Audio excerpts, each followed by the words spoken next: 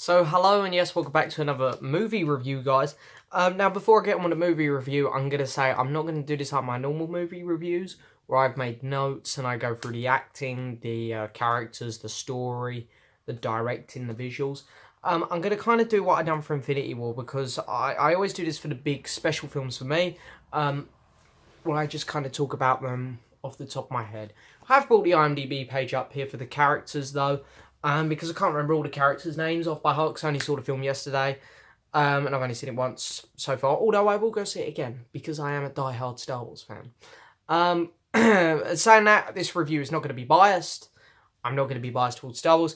I always try to look at its flaws when it has them, because, like everything, it has them. But yeah, I absolutely adore Star Wars. I'm a massive fan. Not just of the films, I love the TV series. I love the comics. I love the novels. I love the games. I just love pretty much everything Star Wars. I just always get a kick out of going into that universe far, far away. And I was never very excited for this film. I felt it was very unnecessary. And to an extent, it still kind of is. We didn't need to know this backstory. And I'd always had a hard time imagining someone else playing Han Solo. But anyway, Alden,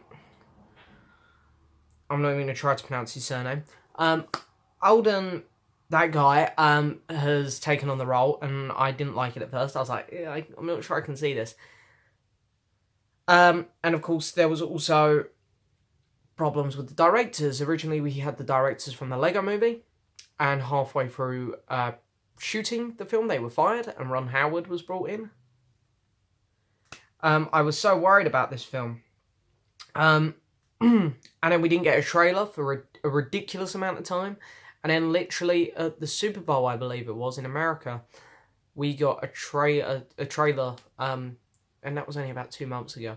So it's crazy that this film went through so much trouble and actually still come out being a good film, because this was a good film. I know some people are going to hate on it because that hatred of Star Wars from The Last Jedi is still carrying over into this film.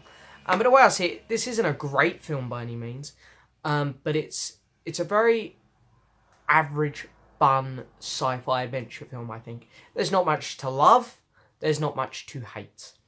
There are a couple bits that you can hate, and there's a couple bits which you can love, but at the end of the day, I look at it as a very fun adventure film. So anyway, I'll look at the characters and acting first, just off the top of my head. So the guy who played Han Solo, I don't think he deserves any hate. I think he done a great job. I believed him in the role. He was really good. Guy doing Chewie, really good as well. And then, of course, Donald Glover doing Lando. He aced it as well. Really, really good. And then from there on, pretty much every other character was new. So we had Woody Harrelson in this playing a character called Beckett, who some people have been saying is forgettable, but I don't see it. I really enjoyed him in the film, actually. I thought he was really good. And then, of course, we had Emilia Clarke in it playing Koira, who was a good character. I really enjoyed her character, actually, because you didn't quite know if she was bad or good. I mean, there were mixed signals being sent the whole time. And I like that at the end, you kind of know she's good, she's loyal to Han, she wouldn't betray him, really. But then she kind of goes off. And we'll get on to where she goes off to in a minute. But yeah, so she was a really interesting character. Unfortunately, Emilia Clarke wasn't amazing in the film. She was very good, but there were a couple scenes, just a couple lines that she delivered. Not great, I don't think. And it's weird, because she aces every scene she's in Game of Thrones. And I've seen her in Terminator Genesis, Me Before You, and now this film. And I don't know, something about the film she's in, she just doesn't quite come across as great as she does in Game of Thrones. Thandie Newton was in it at the start, really good. I really liked her character death as well. I really liked how they advertised this film with Thandie Newton's character, Val, and Jon Favreau's Rio, the little monkey guy. And they're all over the posters. I love it. They look like the main crew.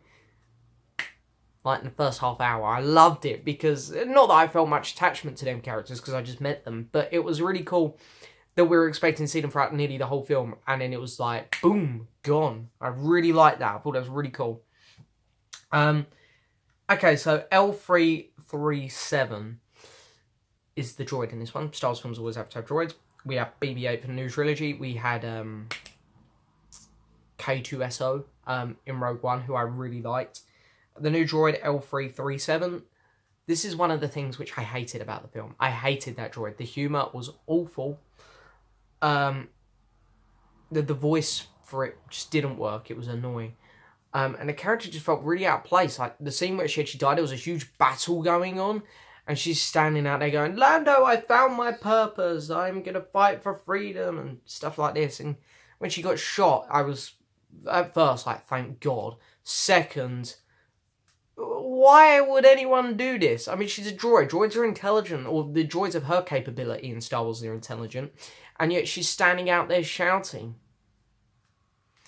But I really liked how her final moments were her being linked into the Falcon forever. I thought that was really cool. Paul Bettany as Daedron Voss was really, really good. And yeah, that's about it on the characters and the acting. I thought it was all really good. Emilia Clarke, a little bit shaky at times. In terms of characters and stuff, the only one who I didn't like was the droid. Everyone else was good or really good. And then going on to the story, it was interesting. It wasn't great, but it wasn't bad. It was pretty good. I enjoyed how it would throw you a lot of curveballs. The humour throughout the story was delivered really well. I thought this film, the humour worked a lot better than it worked in The Last Jedi. I really liked seeing how Han met Chewie. I thought that was really cool, how Chewie was kind of like this beast and, you know, Chewie was trying to kill him at first. I thought that was really cool. Really enjoyed Han, like, going after the Falcon. Originally, it was just Han just won the Falcon in a bet.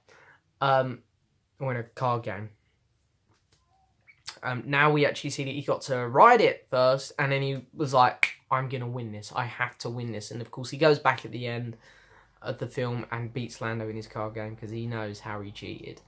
So the villains, of course, as well, I forget what they're called. Like the ones in the weird masks and the red suits who are involved in the fight scene on the train.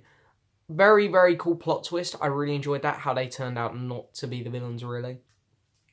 Really cool. I was very intrigued to see who was under that mask, and I kind of felt a little bit disappointed when it was just some random new character. But then again, it had to be, really. I'm not sure who else it could have been. The Kessel Run bit was fantastic. One of the best space sequences we've ever seen in Star Wars. The monsters in the Kessel Run, the big squid things, were a little bit Pacific Rim-ish, maybe. Even though we don't have squids in Pacific Rim, but like the mouth when it was like right behind the Falcon, I was thinking Pacific Rim. I really like the aliens at the start. The I forget what they're called. You had the big one that come out of water. It looked like something out of Pan's Labyrinth or Labyrinth. I really like them though. I like the voice. I really like the design of them. Yeah, really enjoyed pretty much everything in the story. There were no weak points in the story. Don't get me wrong, I'm not saying the story was perfect and it was amazing, but there was nothing there to dislike. It was like there was no slow points. The pacing was really good.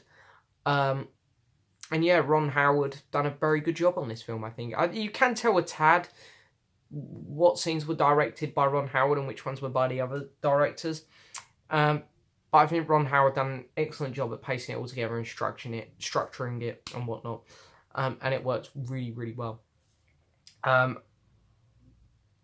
So yeah, I guess I'll touch on that scene that happens at the end then. Of course, Emilia Clarke's character, Quira, flies off.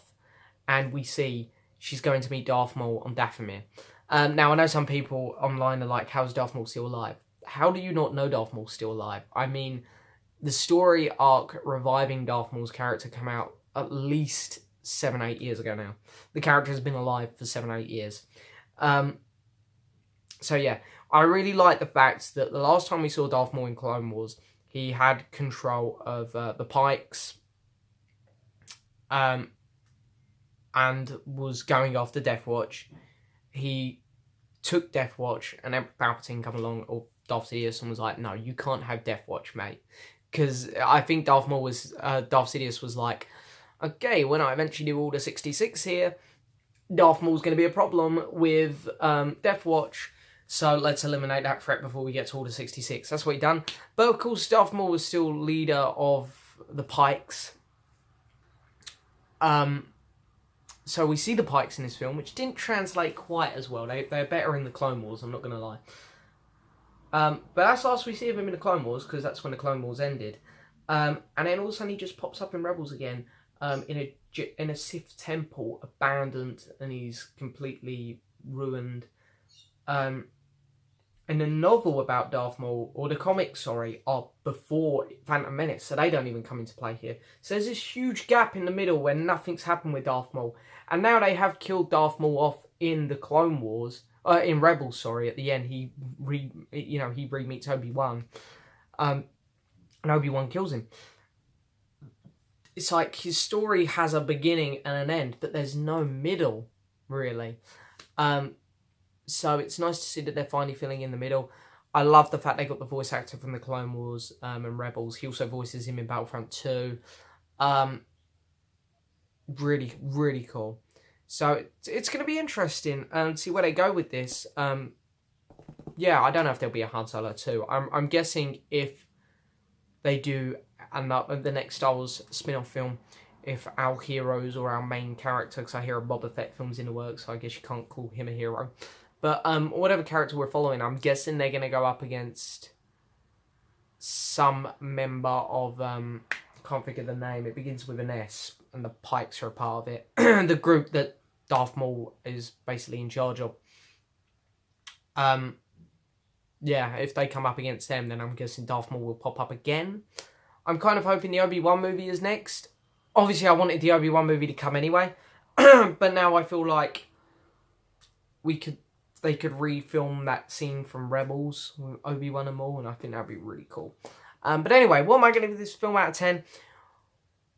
I'm going to give it a 7.5 out of 10. I think it's a really good film. It's a really good Star Wars film. As I say, it's not nothing amazing like Rogue One or Force Awakens or The Last Jedi for me. I really like them. Them three were just incredible films for me. I really enjoyed this film though. It was really fun. There's not much to dislike. It's a very innocent, fun, adventure sci-fi film. So I'm going to give it a 7.5 out of 10. Make sure you go see it, guys. It's a good film. Don't boycott. Don't be one of these people who's like, oh, I'm not going to see it because I didn't like Last Jedi. Because I feel this film is a lot more rewarding to Star Wars fans. Because it is... don't get me wrong, I love The Last Jedi. I'm a big Last Jedi fan. But I feel like this film was structured better. It doesn't mess with any knowledge that we already have on the Star Wars universe. And there's a lot of nod and winks to Rebels and Clone Wars stuff, which is really cool. So I think people who watch those series are going to really appreciate it like me. But anyway, as I say, make sure you go see it. It is a good film. Really entertaining. Really good. But thank you very much for watching. I'll see you next time for another video. Bye-bye.